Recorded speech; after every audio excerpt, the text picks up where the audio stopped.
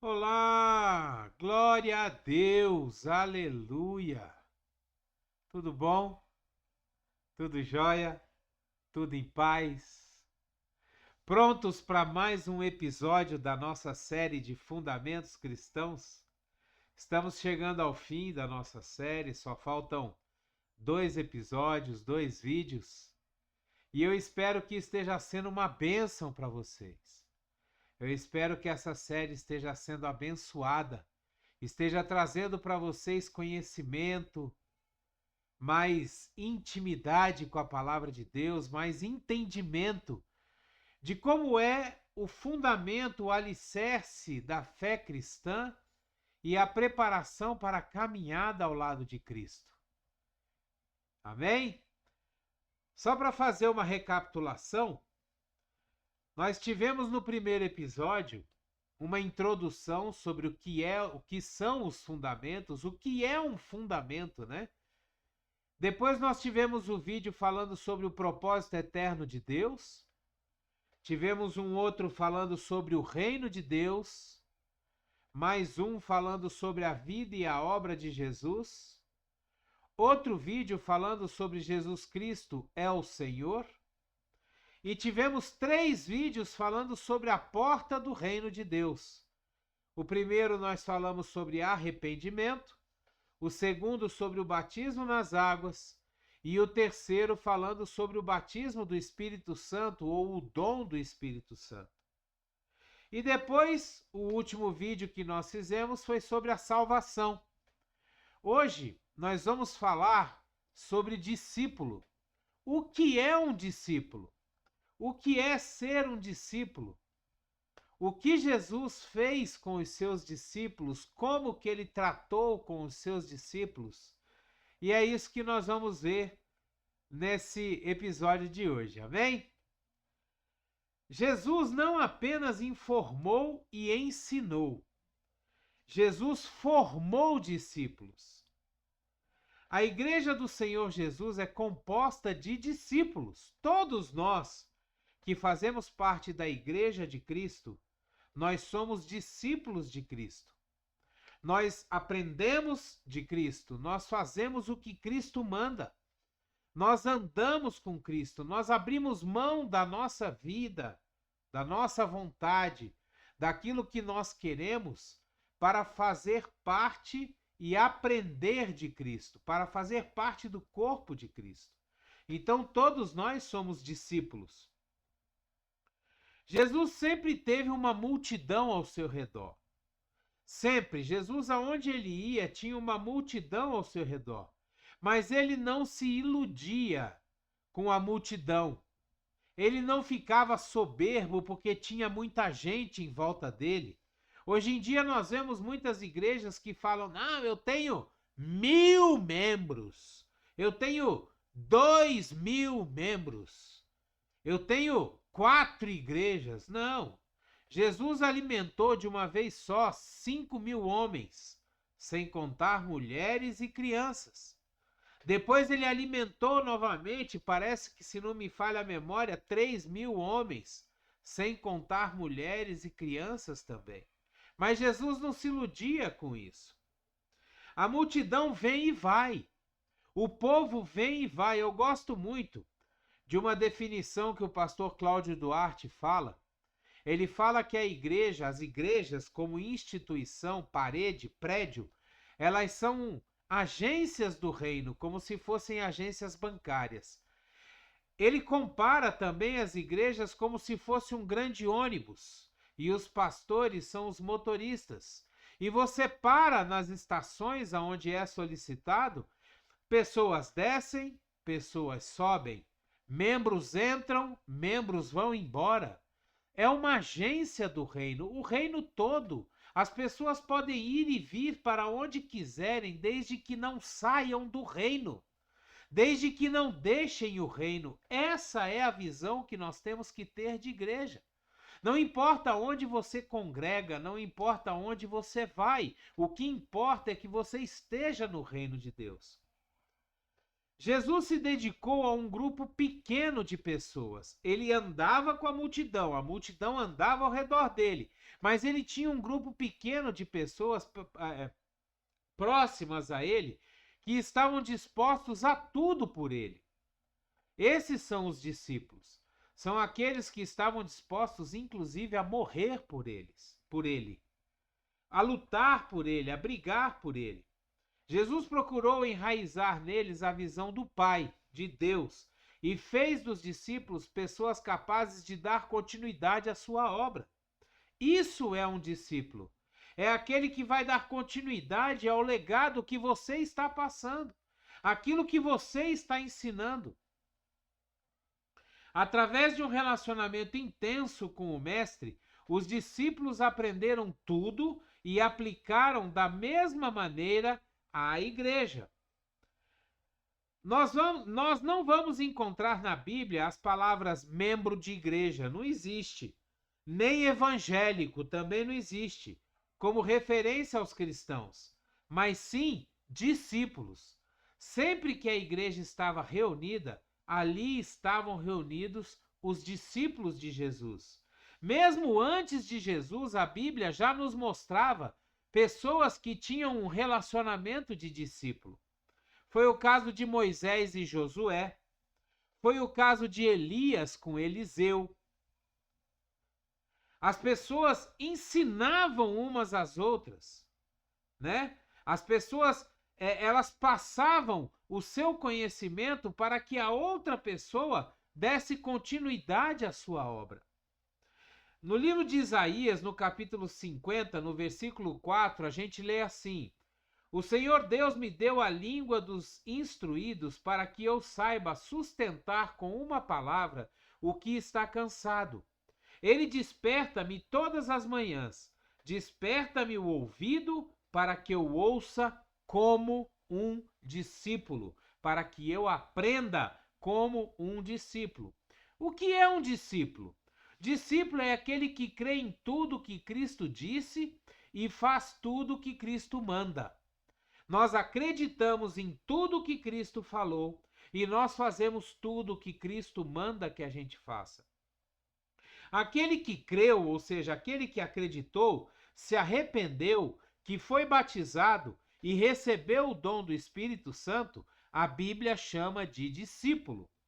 É importante entender que o contexto do Novo Testamento não existe uma pessoa que seja convertida e não seja discípulo. Salvo, convertido, discípulo, todos são termos que se referem a uma mesma pessoa. Cada um desses termos tem um sentido diferente, mas são aplicados a uma mesma pessoa. A palavra convertido aparece 2 vezes no Velho Testamento.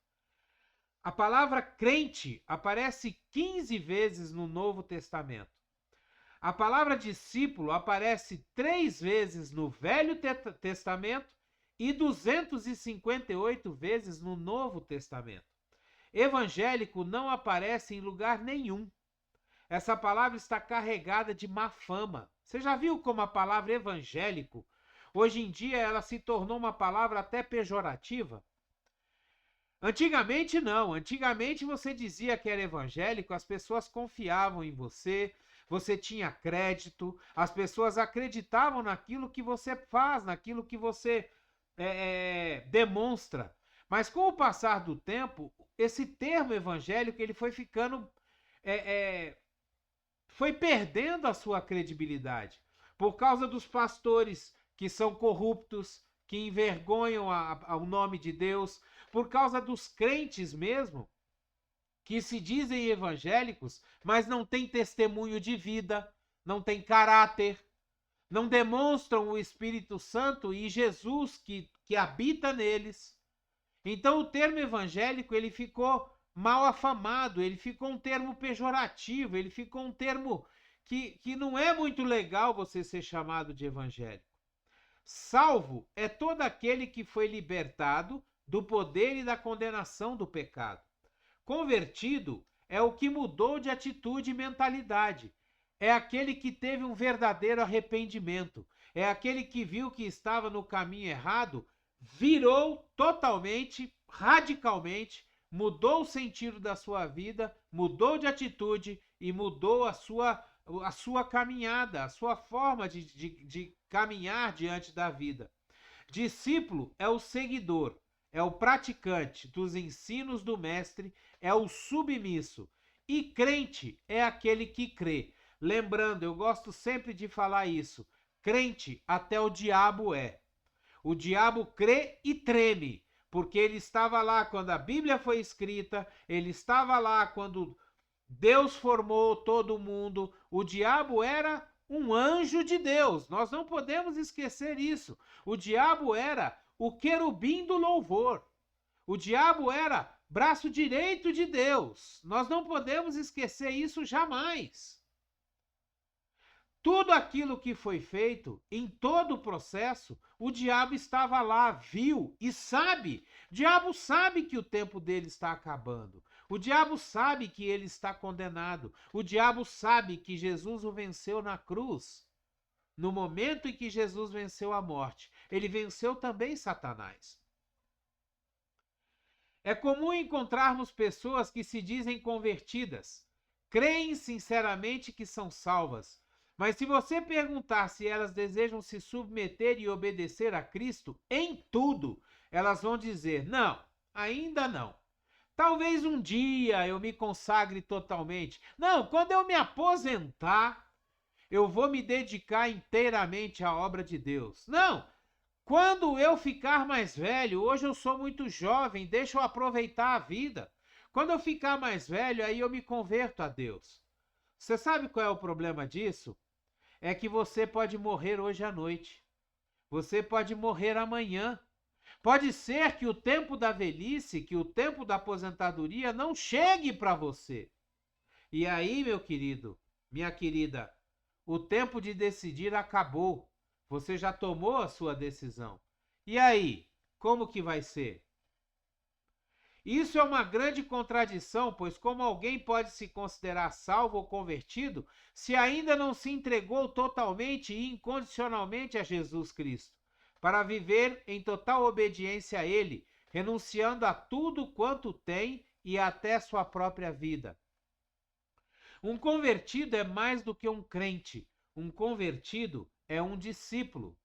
Em Mateus 9, versículo 9, a gente lê assim: partindo Jesus dali, viu sentado na coletoria um homem chamado Mateus e disse-lhe: segue-me. E ele, levantando-se, o seguiu.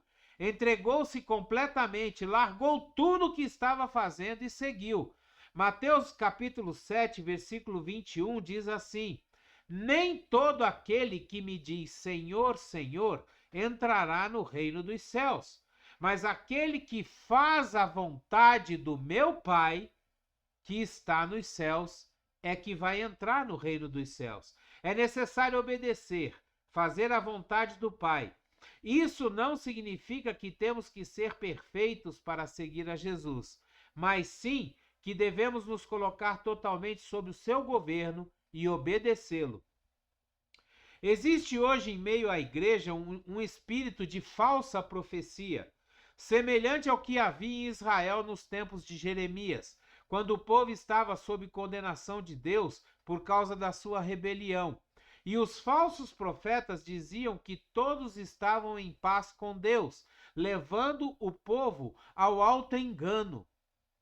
Não se iluda. Aquele que está em pecado, aquele que não se converte, aquele que não aceita o sacrifício de Jesus na cruz, ele não está em paz com Deus.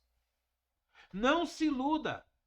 Isso aqui que foi dito é uma mentira. Aquele que não se converte verdadeiramente, aquele que não se torna um discípulo, não tem paz com Deus.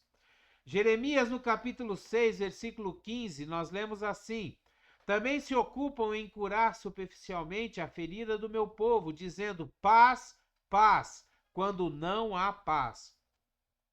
Jeremias, no capítulo 23, versículos 16 e 17: assim diz o Senhor dos Exércitos: não deis ouvido às palavras dos profetas que vos profetizam a vós, ensinando-vos vaidades. Falam da visão do seu coração, não da boca do Senhor. Dizem continuamente aos que desprezam a palavra do Senhor: paz tereis. E a todo que anda na teimosia do seu coração dizem: não virá mal sobre vós. Ou seja, são profecias mentirosas, são falsos profetas. Deus, nesses dias, está restaurando as realidades básicas do Evangelho do Reino, para que se cumpram as palavras proféticas dadas por Malaquias. No capítulo 3, versículo 18 de Malaquias, nós lemos assim: então vereis outra vez a diferença entre o justo e o ímpio, entre o que serve a Deus e o que não serve. Se alguém pretende ser salvo ou convertido sem se tornar um discípulo, não encontrou tal pretensão nas Escrituras. Todo salvo é um discípulo. Ninguém é salvo se não for discípulo. Podemos nos referir a uma pessoa que está no reino de Deus usando qualquer um dos termos que aparecem nas Escrituras, mas devemos nos acostumar a usar o termo discípulo, porque é o termo mais abrangente, que expressa com mais exatidão a realidade de vida de alguém que pertence ao reino de Deus.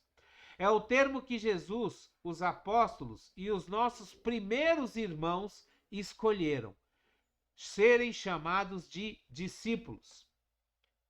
Quais são as características de um discípulo? Primeiro, amar a Jesus sobre todas as coisas. Lucas 14, 26. Se alguém vier a mim e não aborrecer o pai, a mãe, a mulher e filhos e irmãos e irmãs, e ainda também a própria vida, não pode ser meu discípulo. Jesus não admite o segundo lugar em nada. Aborrecer quer dizer amar menos. Não significa deixar de amar, e sim amar mais a Jesus. Quando o discípulo tem que optar, ele sabe por quem optar. Se você tiver que escolher entre a sua esposa e Jesus, você tem que escolher a Jesus. Se você tiver que escolher entre seus filhos e Jesus, você tem que escolher a Jesus. Se você tiver que abrir mão do seu pai, da sua mãe, do seu esposo, em favor de Jesus, é isso que você tem que fazer. Jesus tem que ser o primeiro, tem que ter a primazia, a prioridade, tem que ser o máximo na sua vida. Jesus é tudo para nós. Nós somos servos dele, ele pagou o preço pela nossa vida. Então, Jesus tem a prioridade. Segundo lugar, nós temos que renunciar a tudo quanto a gente tem. Lucas 14, 33. Assim, pois, todo aquele dentre vós que não renuncia a tudo quanto possui, não pode ser meu discípulo. Lembra quando o jovem rico falou com Jesus? Ele perguntou a Jesus o que ele podia fazer e Jesus falou: cumpra os mandamentos. Aí ele fala: mas isso eu já faço. Aí Jesus diz para ele: então vai e vende tudo o que você tem, entrega o dinheiro aos pobres e me segue. E ele falou, entristecido, ele virou as costas e foi embora. Por quê? Porque ele amava mais a sua riqueza do que a Jesus. Se nós temos bens, propriedades, dinheiro, muitos amam até aquilo que desejam ter. Ainda não têm, mas já amam o que desejam ter. Projetos, ideias, tempo. Renunciar o nosso tempo, usar o nosso tempo para Deus. Como você tem usado o seu tempo? Isso é uma pergunta interessante. É Jesus quem governa o seu tempo? Devemos saber como usar o nosso tempo para a glória de Deus. Os discípulos passavam todo o seu tempo com Jesus. Jesus acalma a tempestade, expulsa demônios, cura a filha de Jairo, cura uma mulher no caminho antes de chegar na casa de Jairo. Jesus percorre várias aldeias pregando a palavra de Deus. Jesus alimenta uma multidão. E por aí vai, a obra de Jesus é muito grande.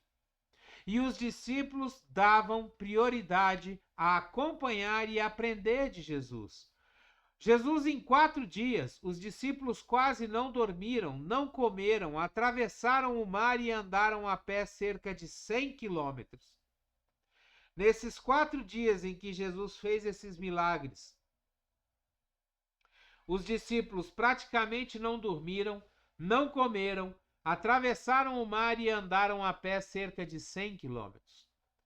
Nós temos que ter obediência à palavra de Deus, é uma característica do discípulo também. João 8,31, dizia, pois, Jesus aos judeus que nele creram, se vós permanecerdes na minha palavra, verdadeiramente sois meus discípulos. Permanecer na palavra, ouvir e obedecer. Não basta só acreditar, achar bonitas as coisas que ele fala. É preciso conhecer sua palavra e obedecer a sua palavra. E por que me chamais Senhor, Senhor, e não fazeis o que eu vos digo? Isso está lá em Lucas, no capítulo 6, versículo 46. O conhecimento e a prática da palavra de Deus devem ser notórios na vida dos discípulos.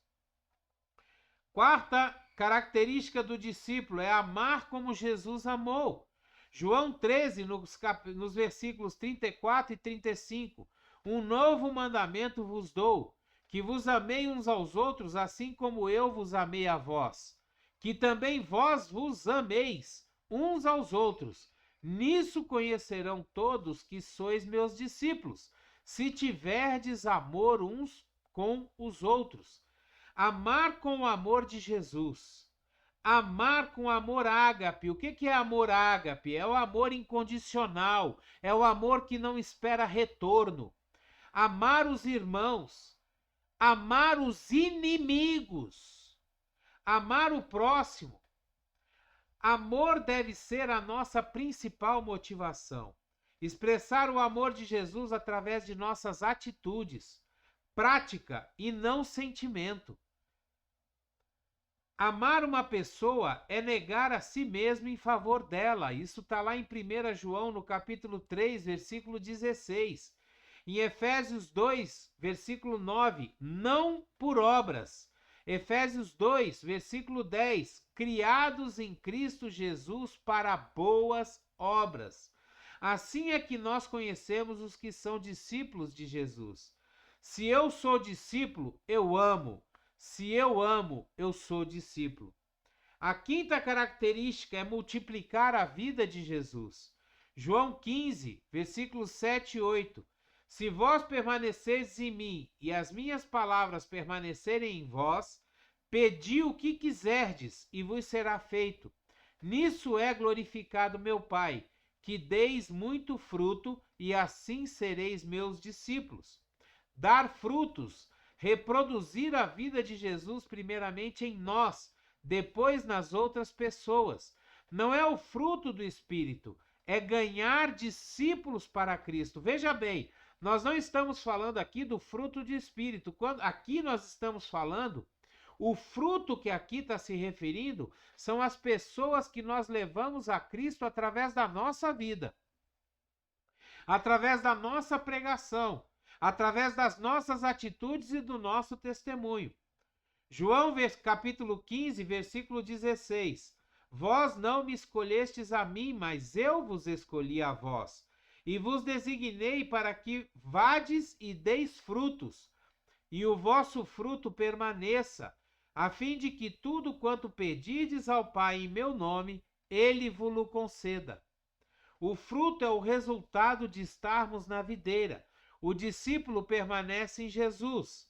A palavra permanece no discípulo. O discípulo dá fruto e o fruto permanece. O que ele quer dizer aqui? O discípulo ganha almas para Jesus e essa alma que vem para Jesus, ela vai permanecer e vai se tornar discípulo.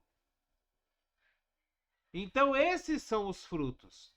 Frutificar é consequência de uma vida sobre o governo de Jesus. Não só o fruto, mas só conseguiremos ser verdadeiros discípulos de Jesus se estivermos nele, obedecendo a ele, servindo a ele e envolvidos com ele. A ordem que Jesus nos deu. Mateus 28, versículos 18 a 20. E aproximando-se Jesus, falou-lhes, dizendo: Foi-me dada toda a autoridade no céu e na terra. Portanto, ide, fazei discípulos de todas as nações, batizando-os em nome do Pai, do Filho e do Espírito Santo, ensinando-os a observar todas as coisas que eu vos tenho mandado. E eis que eu estou convosco todos os dias até a consumação dos séculos. Essa foi a última palavra de Jesus aos seus discípulos. Até parece que esse é o ponto mais alto do Novo Testamento. É como se o Senhor estivesse todo o tempo preparando o terreno para dar essa palavra.